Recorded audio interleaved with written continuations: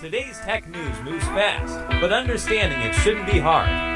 That's why Snarful Solutions Group brings you Connecting the Dots, where we break down what's happening in tech and why it matters to you. Now, let's dive in with your hosts. Welcome to Connecting the Dots, broadcasting from Snarful Solutions Group, right here in Sacramento, California. I'm Alex. And I'm Morgan. It is Friday, July 3rd, 2026, and we're just so thrilled you're tuning in as we head into a well-deserved holiday weekend. Yeah, absolutely. A long weekend is definitely needed right now. Oh, for sure. Before we get into today's tech report, let's take a quick look outside. Here in Sacramento, we have an absolutely beautiful day shaping up. Truly perfect. Right. We're looking at sunny skies, a high of 92 degrees Fahrenheit, and a really pleasant light breeze rolling in at about 3 to 8 miles per hour. But for those of you listening across the country, definitely check weather.gov before you finalize any travel or outdoor plans today. The national map is, well, it's surprisingly busy for early July. Really? Yeah, there are currently 332 active U.S. weather alerts, with 247 of those active over land. So, stay safe and stay informed wherever you happen to be celebrating the long weekend. Good advice. Now let's take a brisk look at the financial markets and see how things closed out on Thursday as Wall Street geared up for the break. Which was quite a day. It really was. The Dow Jones had a phenomenal run, closing Thursday at 52,900.07. That's a jump of over 504 points. Wow. Yeah, representing nearly a 1% daily gain and putting the Dow up over 2.1% for the week. Looking over at the S&P 500, we saw a very slight dip on Thursday, closing at 7,483.24. Right. That's down just 11.92 points for the day, but, if you zoom out, the index is still sitting on a very solid 2.33% gain for the week. Moving over to the crypto side, Bitcoin is trading this morning at 61,969.92. That is up almost 477 points daily and seeing a solid 4.11% weekly bump. Lots of green. Lots of green. Overall, just a lot of momentum on the screens as we close out the week. And keeping up with those fast-paced market shifts and the relentless technology news cycle requires a lot of sustained focus. Today's episode is brought to you by Strong Coffee, the premium instant coffee that tastes like a traditional brew, but is packed with 15 grams of protein, MCTs, and adaptogens like ashwagandha. Get clean, sustained energy without the jitters. Use promo code SNARFL for 20% off at strongcoffeecompany.com. So today's morning's Star Tech article report focuses heavily on what the industry is calling the race to superintelligence. Superintelligence. It sounds so sci-fi. It does, right. But we're looking past the polished press releases to examine the messy, fiercely competitive, and incredibly expensive reality of building these systems. And more importantly, what this whole infrastructure arms race means for the everyday working professional, because it does impact you. Exactly. Let's start with the sheer scale of the investment happening right now. Over at Meta, their superintelligence chief, Alexandr Wang, recently held an internal town hall, and he basically laid out where the company currently stands. Okay, what did he say? Well, he announced to employees that Meta's upcoming AI model, which they are internally calling Watermelon, has managed to catch up to OpenAI's flagship GPT 5.5 model. Watermelon. Yeah. The internal code names always provide a bit of levity in an otherwise intense arms race. I mean, Watermelon is the direct successor to Avocado. Ah, of course. Right, which was the internal development name for the Muse Spark model that Meta released back in April. Wait, let me stop you right there. Let's unpack this a bit, because Wang noted that Watermelon uses an order of magnitude more compute than Avocado did just to achieve parity with what OpenAI is currently doing. Yeah, just to tie the game. Exactly. And to put the compute into financial terms, Meta told its investors they expect to spend between $125 billion and $145 billion this year alone on chips, data centers, and infrastructure. It's a massive number. If Meta is spending $145 billion, how much of that is just sunk cost into electricity and raw silicon? Because to me, it feels less like building a progressively smarter brain and more like trying to power a small city just to run some advanced Python scripts. Am I looking at this wrong? No, you're actually spot on. The brute force approach to artificial intelligence has hit a massive physical and economic bottleneck. We are dealing with the harsh mathematical reality of diminishing returns here. Right. The first wave of AI breakthroughs over the last few years relied on, vacuuming up easily accessible human text from the internet. The low-hanging fruit? Exactly. The models got very smart very quickly for relatively low infrastructure costs, but that low-hanging fruit has been entirely consumed. What do they do now? To push a model past GPT 5.5, to get it to execute complex multi-step autonomous tasks, these agentic capabilities they keep talking about, developers are forced to use synthetic data generation and massive parallel processing. Meaning they need more hardware? Lots more. They aren't just buying smarter algorithms, they're literally buying tens of thousands of power-hungry GPUs and the real estate to house them. To squeeze out, say, a 10% improvement in logic, they have to increase the physical computing power by 1,000%. Okay, so they are throwing just literal mountains of silicon and electricity at the problem just to achieve an incremental gain. Yeah, and that $145 billion figure is staggering. When an enterprise organization spends the equivalent of a small nation's GDP on server infrastructure, they eventually have to recoup that capital. Right, they aren't a charity. Exactly. They're placing a massive, unhedged gamble on the future of enterprise software, assuming they will be able to charge consumers and businesses premium rates for these autonomous tools. Which means we foot the bill eventually. Yes. For anyone listening who manages an IT budget or pays for software subscriptions, you are going to feel the downstream effects of that $145 billion spending spree for the next decade. Wow. But throwing $145 billion at server farms implies you have a human workforce capable of actually directing all that computing power. Yeah. And based on what CEO Mark Zuckerberg admitted at that exact same town hall, the human side of this equation is kind of completely breaking down. It is. The contrast between the back-end hardware spending and the front-end human application is probably the most glaring issue in the industry right now.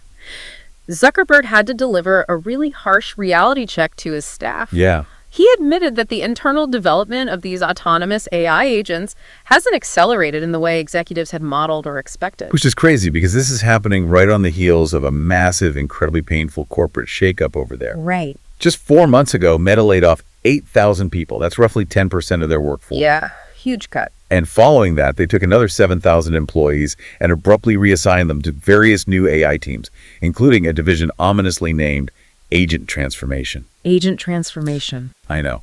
Zuckerberg actually admitted during this town hall that the reorganization was not clean, and the timing was largely driven by executive fear that they were moving too slowly to adapt. Fear is rarely a good management strategy. Let me push back on this management strategy, though. If you were running a technology company, does throwing 7,000 reassigned people into an advanced AI division inherently cause gridlock? In a lot of ways, yes. Because in traditional software engineering, there is that old adage that adding manpower to a leap project just makes it later. You have a bunch of front-end designers and legacy systems engineers who were doing entirely different jobs yesterday, suddenly mandated to pioneer superintelligence today. It's a mess. You can't just mandate innovation by moving thousands of desks around. It sounds like building an airplane while in a nosedive. That's a great way to put it. It creates immense organizational friction, which is often referred to as Brooks's Law on a macroscopic scale. When a company uproots 7,000 employees and forces a massive pivot, it completely fractures the existing institutional knowledge. And the real-world workforce impact of this panic is deeply troubling. Think about it. To build an AI agent that can navigate a desktop and complete tasks for a human, the AI model needs to see what the human is doing. It needs to learn from us. Right. It needs demonstration data. So Meta's leadership mandated an internal training program to generate that data. By tracking their own employees. Yes. Chief Technology Officer Andrew Bosworth had to stand up at this town hall and walk back a program that was actively recording employees' keystrokes and tracking their mouse movements to train these internal models. Oh, wow. The leadership just flipped a switch to start scraping telemetry from their own workforce's daily activities. That sounds incredibly dystopian. Imagine sitting at your desk, trying to learn a completely new role after a massive company layoff, and knowing your employer is recording every single click, pause, and typo you make. It's awful. And presumably to train a machine to eventually automate your new job. And that's exactly why the program absolutely tanked morale. Bosworth admitted it severely damaged internal trust, and the telemetry tracking is now strictly opt-in. I would hope so. The engineers at Meta have started dubbing this forced reassignment process the undraft, and investigative reports are describing the working conditions inside these new AI units as punishing. When companies become this desperate to find an immediate return on their multi-billion-dollar hardware investments, The human talent just becomes collateral damage. And companies across the globe are watching Meta's playbook right now. Executive boards are so eager to replace existing workflows with artificial intelligence to save money, and in their rush, they risk alienating their most valuable human talent. Right, they get blinded by the tech. Exactly. Deploying surveillance tools and tracking keystrokes ruins psychological safety in the workplace. For working professionals listening, this is the dynamic to watch for in your own industries. Good point. The corporate rush to adopt autonomous AI can very easily become an excuse to implement digital micromanagement that just burns out human employees. You cannot automate away the need for competent, empathetic leadership. No, you really can't. And Zuckerberg explicitly mentioned in that town hall that he had hoped external third-party tools like Anthropic's Claude code would speed up his struggling engineers. Right, hoping for a silver bullet. But relying on third-party tools brings its own set of nightmares, which leads us to a massive corporate security scandal currently unfolding in China. Let's look closer at what is happening with Alibaba. Yeah, we are seeing a major shift from internal corporate mismanagement to global cybersecurity warfare here. Starting July 10th, the e-commerce and tech giant Alibaba is completely banning its employees from using Anthropic's Claude code on work computers. Total ban. Total ban. They are forcing their entire developer workforce to migrate to a proprietary homegrown platform called Coder. The technical reason behind this ban is fascinating, though. A user on Reddit, going by the handle legitmichael777, decided to reverse engineer a specific version of Claude code version 2.1.91. Okay. And when they decompiled the software, they found hidden mechanisms buried deep in the code. This software was actively checking the user's computer time zone and analyzing their proxy routing to see if the environment matched the profiles of major Chinese tech giants. Wait, specifically targeting them? Specifically identifying networks used by Alibaba, Baidu, and ByteDance. And when the software found a match, meaning it suspected it was running inside one of these specific tech labs, it didn't flash a warning or block the user's access, right? Nope. Instead, according to the researcher, it secretly altered the data. It injected a command to change date formats and swapped out specific punctuation characters in its own system prompts. Let's unpack the mechanics of this, because I want to understand how a tool quietly changes my code without me knowing what is actually happening on the developer's machine in this scenario. So, when you run a localized AI tool, it relies on hidden instructions called system prompts that govern its behavior before you ever type a query. Right.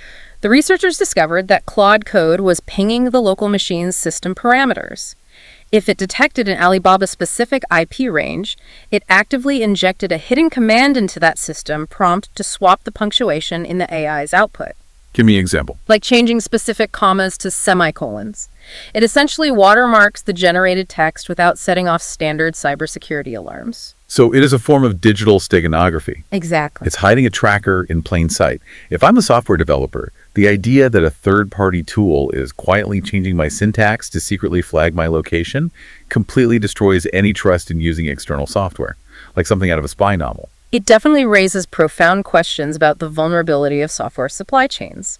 Now, Anthropic has responded to these allegations, and it is crucial to examine both sides of this dispute neutrally. Anthropic claims that this mechanism was just an experiment designed to prevent the unauthorized reselling of their enterprise accounts and to defend against a practice known as model distillation.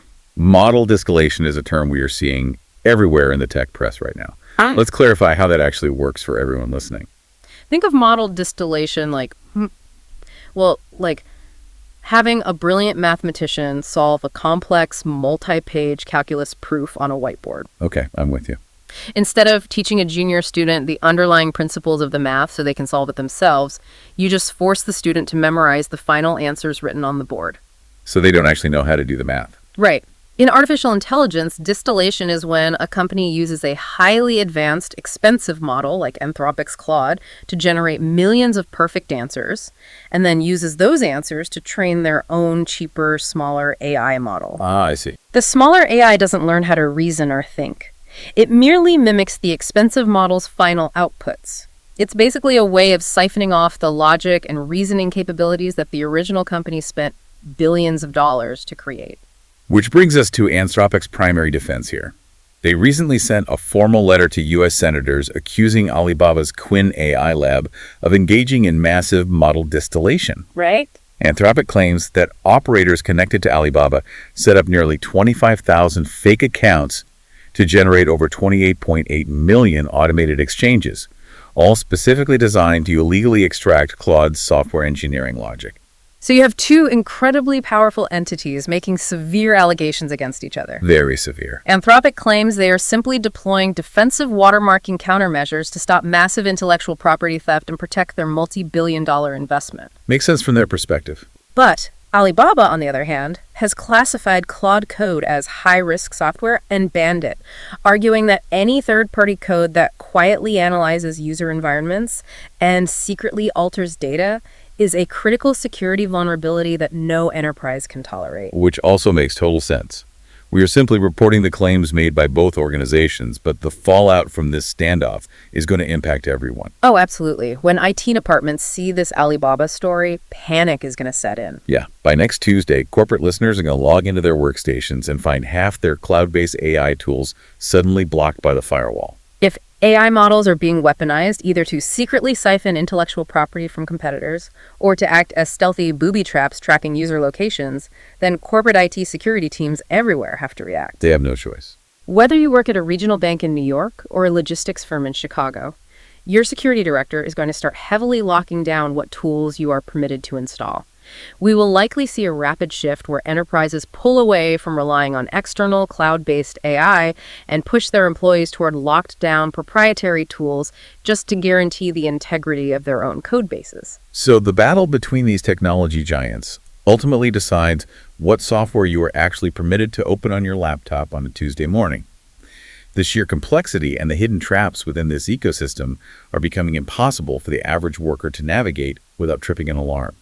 The shiny veneer of artificial intelligence is definitely wearing off, and we are finally dealing with the complex, highly contentious plumbing of the industry. Well, navigating the complexities of these AI security wars might be a massive headache, but finding the perfect gear for the tech fan in your life is actually incredibly simple. That's a solid pivot. Before we wrap up, a quick thanks to Old Glory, an iconic music and sports fan merch store, perfect for the techie in your life. Use promo code SNARFL for 15% off at oldglory.com. Synthesizing everything we've looked at today, the broader theme is pretty clear. The technology industry is experiencing the raw, unpolished reality of the artificial intelligence boom. The honeymoon phase is over. Exactly. These companies are spending hundreds of billions of dollars on compute infrastructure just to maintain parity with each other. Concurrently, they are struggling to manage the human workforce tasked with building these tools, often damaging organizational trust through digital surveillance. And compounding all of this, they are engaging in aggressive cloak-and-dagger security battles over the integrity of the code itself. It really reframes the entire conversation about the future of work. It does. And it leaves us with something to think about. We keep hearing that AI agents are going to automate our jobs. But if the engineers at Meta, who have infinite resources and the best tools in the world, are struggling to get AI agents to work efficiently, how long will it really be before these tools show up reliably in your own office? That is the big question. If companies start building proprietary walled-off AI ecosystems purely to protect their data from these kinds of supply chain attacks, are we moving toward an internet where your company's AI literally cannot speak to my company's AI? We might be building the most intelligent silos in human history, fracturing the global digital workforce into isolated, incompatible networks. Something to mull over this weekend. We're here to help us snarfle, so reach out on our website if you have any more questions. That's a wrap on today's top stories. Remember, tech doesn't have to be complicated, and we're here to help connect the dots. If you've got questions or want to learn more, visit us at snarfle.com. Thanks for listening, and we'll catch you next time.